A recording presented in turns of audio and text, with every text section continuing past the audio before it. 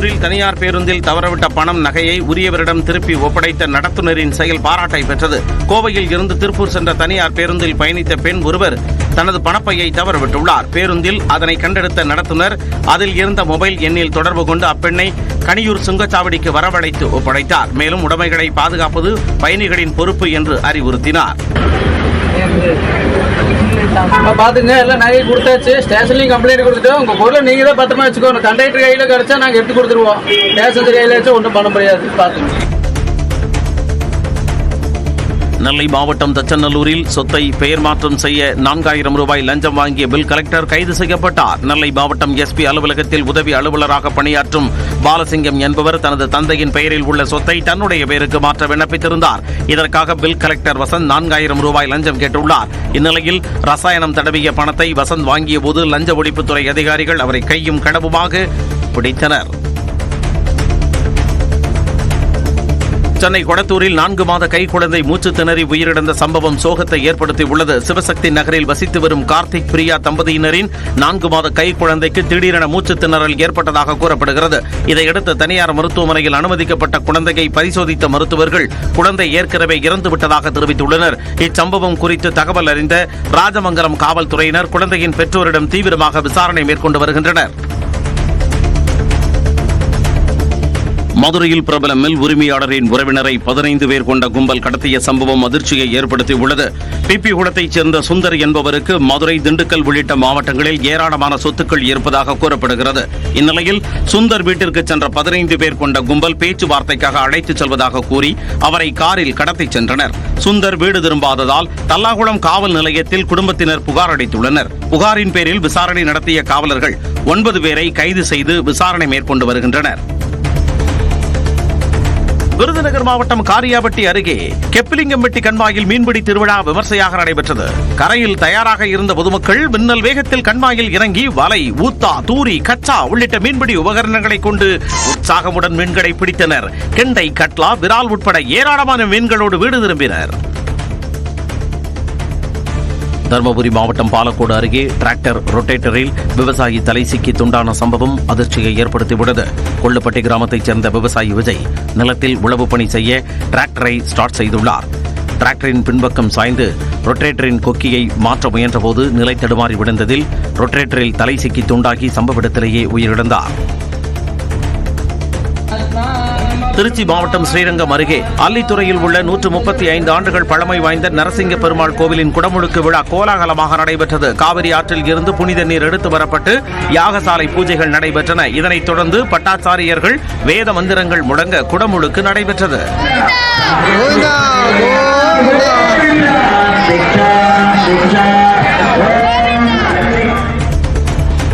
கிருஷ்ணகிரி மாவட்டத்தில் சுமார் 1000 ஏக்கர் பரப்பளவிலான கொத்தமல்லி பயிரை அறுவடை செய்யாமல் விவசாயிகள் அழித்தனர். சூளகிரி சுற்றுவட்டார பகுதிகளில் மழை காரணமாக கொத்தமல்லி விலை கடும் சரிவை சந்தித்தது.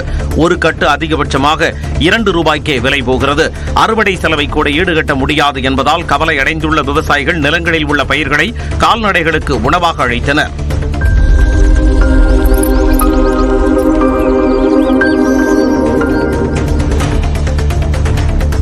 உதகையில் ஒரு உணவகத்தில் பார்ப்பதற்கு செல்போன் போல இருந்ததால் ஒருவர் பேடிஎம் மிஷினை திருடிச் சென்ற சம்பவம் அரங்கேறியுள்ளது. காபி ஹவுஸ் சந்திப்பில் உள்ள ஒரு உணவகத்தில் பில் கொடுப்பதற்காக காத்திருந்த ஒருவர் மேஜையின் மீது இருந்த பேடிஎம் மிஷினை செல்போன் என கருதி அதனை நைசாக கையில் எடுத்துச் சென்றார்.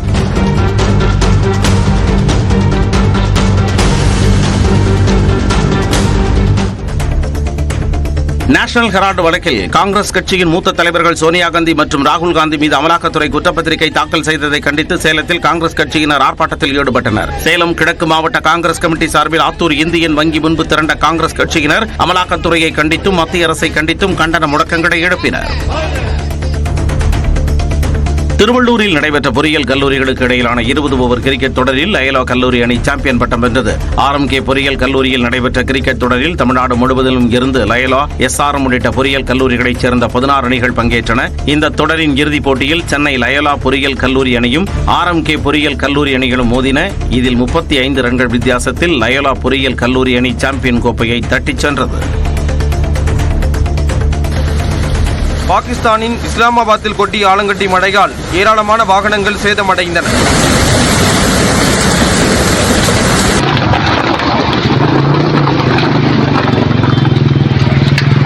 கிரிக்கெட் பந்துகள் அளவுக்கு பெரிய ஆலங்கட்டிகள் கார்கள் மீது விழுந்ததில் ஏராளமான கார்களின் கண்ணாடிகள் உடைந்தன.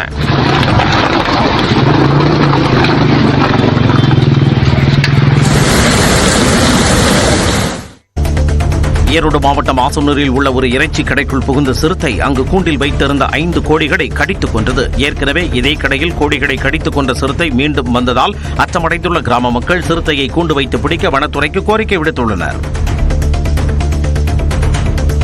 செங்கல்பட்டு மாவட்டம் திருவடிசூலம், சிறுகுன்றம், முள்ளிப்பாக்கம் ஆகிய பகுதிகளில் அரசு நேரடி கொள்முதல் நிலையங்களில் சேமித்து வைக்கப்பட்டிருந்த நெல் மூட்டைகள் மழையில் நனைந்து சேதமாகின. விவசாயிகளிடமிருந்து கொள்முதல் செய்யப்பட்ட நெல் மூட்டைகளை சேமிப்பு கிடங்குகளுக்கு அனுப்பாமல் நிலையங்களிலேயே சேமித்து வைக்கப்பட்டிருந்தது. திடீர் மழையால் தார்பாய் ஓட்டு மூடப்பட்டாலும் நெல் மூட்டைகள் நனைந்தன. ஆழ்கடலில் பாம்பன் நாட்டுப் படகுகள் மீனவர்களின் வலைகளை கிழித்து இலங்கை கடற்படை விரட்டி அடித்ததாக கரை திரும்பிய மீனவர்கள் குற்றம் சாட்டியுள்ளனர். கடந்த 2 நாட்களுக்கு முன்பு தனுஷ்கோடி மற்றும் கச்சத்தீவு இடையே இன்னாசி முத்துவுக்கு சொந்தமான நாட்டுப்படகில் மீது இலங்கை கடற்படையின் கப்பல் மோதி சுற்றி வளைத்ததாக கூறப்படுகிறது. படகில் ஏறி மீன்பிடி வலைகளை அறுத்து கடலில் வீசி மீனவர்களை தாக்கி விரட்டி அடித்ததாக மீனவர்கள் குற்றம் சாட்டியுள்ளனர்.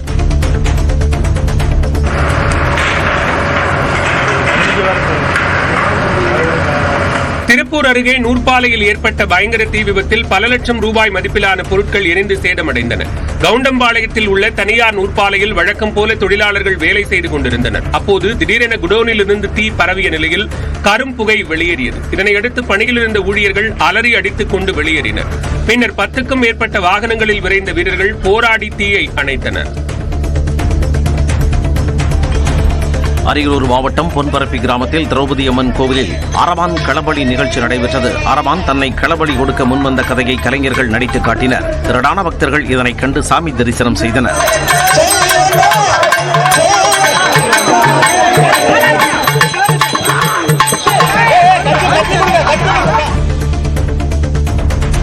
கேரள பெரியாறு புலிகள் காப்பகத்திற்கு உட்பட்ட தேக்கடி வனப்பகுதியில் குட்டி யானை ஒன்று வெயிலின் தாக்கத்தை தணிக்க தனக்குத்தானே உடலில் தண்ணீர் தெளிக்கும் காட்சி காண்போரை ரசிக்க வைத்தது.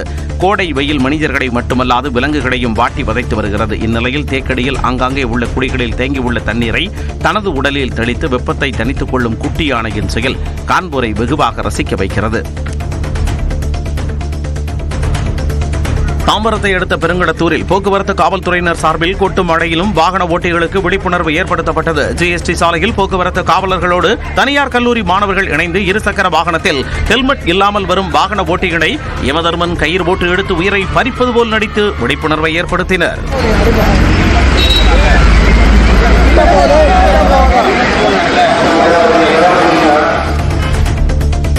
கள்ளக்குறிச்சி சின்னச்சேலம் புதிய அகல ரயில் பாதையில் சோதனை ஓட்டம் நடைபெற்றது. தென்மண்டல ரயில்வே பாதுகாப்பு ஆணையர் AM சௌத்ரி சின்னச்சேலத்தில் இருந்து டிராலி மூலம் பணிகள் முடிந்த பொற்படாக்குறிச்சி வரை பார்வையிட்டு ஆய்வு செய்தார். அதனைத் தொடர்ந்து சின்னச்சேலத்தில் இருந்து பொற்படாக்குறிச்சி வரை 100 கிலோமீட்டர் வேகத்திலும் அங்கிருந்து சின்னச்சேலம் வரை 121 கிலோமீட்டர் வேகத்திலும் இயக்கப்பட்டது.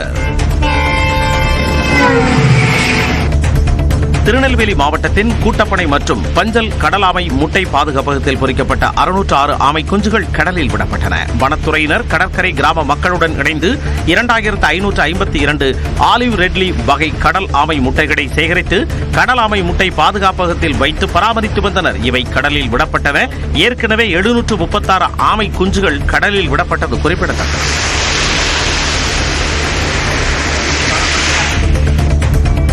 சென்னை எண்ணூர் எர்ணாவூர் காமராஜ் நகரில் திருமுருகன் கோவில் குடமுழுக்கு விழா விமர்சையாக நடைபெற்றது. கோபுர கலசத்திற்கும் சிறப்பு பூஜைகள் செய்து கலசத்தில் புனித நீர் ஊற்றப்பட்ட போது பக்தர்கள் அரோகரா முழக்கமிட்டு வழிபட்டனர். ஆயிரக்கணக்கான பக்தர்கள் கலந்து கொண்டதால் அப்பகுதி விழாக்கோரமாக காணப்பட்டது.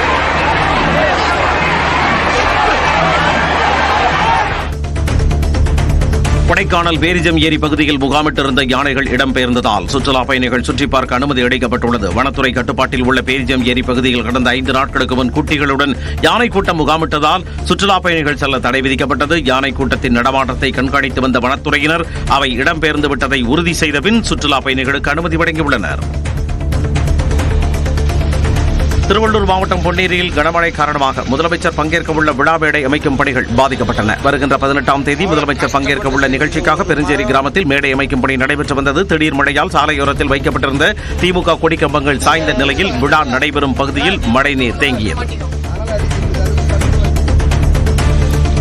நீலகிரி மாவட்டம் பந்தலூரை அடுத்துள்ள படையேரி கிராமத்தில் பகவதி அம்மன் கோவில் வருடாந்திர திருவிழாவை பழங்குடியின மக்கள் கொண்டாடினர்.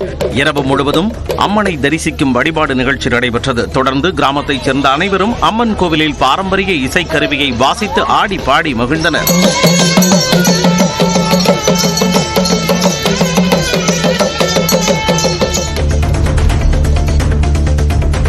யானைகளின் வாழ்வியலை அறிந்து கொள்ளும் வகையில் மேட்டுப்பாளையம் வனத்துறை சார்பில் வேளம் இயலியல் பூங்கா புதுப்பிப்பு பணி துரிதமாக நடைபெறுகிறது. இந்த பூங்காவில் நமது கலாச்சாரத்தில் யானைகளின் பங்கும் பல்வேறு இன யானைகள் பற்றியும் ஓவியங்கள் வாயிலாக விளக்கப்பட்டுள்ளது. பூங்காவுக்குள் யானைகள் வராமல் தடுக்க அகழிகள் அமைக்கும் பணிகள் நடைபெறும் நிலையில் பணிகள் முழுமை பெற்றதும் விரைவில் திறக்கப்பட உள்ளதாக தெரிவிக்கப்பட்டுள்ளது. கள்ளக்குறிச்சி அருகே நிறைமதி கிராமத்தில் மேல்நிலை நீர்த்தேக்க தொட்டி கட்டி ஓராண்டாகியும் பயன்பாட்டிற்கு கொண்டு வரவில்லை என பொதுமக்கள் குற்றம் சாட்டியுள்ளனர். இதனால் தினந்தோறும் சீரான குடிநீர் விநியோகம் இல்லாததால் அவதியடைவதாக கவலை தெரிவிக்கின்றனர். 7 லட்சம் ரூபாய் மதிப்பீட்டில் கட்டப்பட்ட மேல்நிலை நீர்த்தேக்க தொட்டியை விரைந்து செயல்பாட்டுக்கு கொண்டு வரவும் பொதுமக்கள் கோரிக்கை விடுத்துள்ளனர். தனியார் தொலைக்காட்சி தொகுப்பாளர் பிரியங்காவுக்கு நேற்று திருமணம் நடைபெற்றது. ஏற்கனவே திருமணமாகி விவாகரத்தான பிரியங்கா வசி என்பவரை கரம் பிடித்தார். திருமண விழாவில் குடும்பத்தினர் மற்றும் நண்பர்கள் பங்கேற்றனர். கோவையில் மாவட்ட ஆட்சியர் அலுவலகம் முன்பு உள்ள ஏடிஎம்மில் பாம்பு புகுந்ததால் பரபரப்பு ஏற்பட்டது. மாவட்ட ஆட்சியர் அலுவலகம் முன்புறம் இந்தியன் வங்கியின் ஏடிஎம் செயல்படுகிறது. இங்குள்ள யுபிஎஸ் அறையில் ஆய்வு செய்த துணை மேலாளர் அங்கு பாம்பு இருப்பதை பார்த்தார். தகவல் அளித்ததை அடுத்து வந்த தீயணைப்பு வீரர்கள் 1 மணி நேரம் தேடியும் பாம்பு சிக்கவில்லை. விருதுநகர் மாவட்டம் சிவகாசி அருகே செயல்படாத குவாரி குட்டையில் இளைஞர் உயிரிழந்து கிடந்தார். திருத்தங்கல் செங்கமலப்பட்டி சாலையில் உள்ள தனியார் கல்குவாரி குட்டையில் அடையாளம் தெரியாத இளைஞரின் சடலம் மிதப்பதாக அப்பகுதி மக்கள் காவல்துறைக்கு தகவல் அளித்தனர். சம்பவ இடத்திற்கு விரைந்த சிவகாசி நிலைய தீயணைப்புத் துறையினர் குட்டையில் மிதந்த இளைஞரின் சடலத்தை நீண்ட நேரம் போராடி மீட்டனர். காவலர்கள் நடத்திய விசாரணையில் உயிரிழந்தது பள்ளப்பட்டியைச் சேர்ந்த பிரதீப் குமார் என்பது தெரியவந்தது. சென்னை அடுத்த பெரவள்ளூரில் மின்சாரம் தாக்கி 12ஆம் வகுப்பு மாணவன் உயிரிழந்த சம்பவம் சோகத்தை ஏற்படுத்தியுள்ளது. GKM காலனியை சேர்ந்த அஜய்பால் என்பவர் தனியார் பள்ளியில் 12ஆம் வகுப்பு படித்து வந்தார். இந்த நிலையில் வீட்டின் குளியலறையில் மின்விளக்கை ஆன் செய்தபோது மின்சாரம் தாக்கி அஜய்பால் கீழே விழுந்ததாக கூறப்படுகிறது. இதையடுத்து அஜயை அவரது குடும்பத்தினர் பெரியார் நகர் அரசு மருத்துவமனைக்கு கொண்டு சென்றபோது அவர் ஏற்கனவே உயிரிழந்து விட்டதாக மருத்துவர்கள் தெரிவித்தனர்.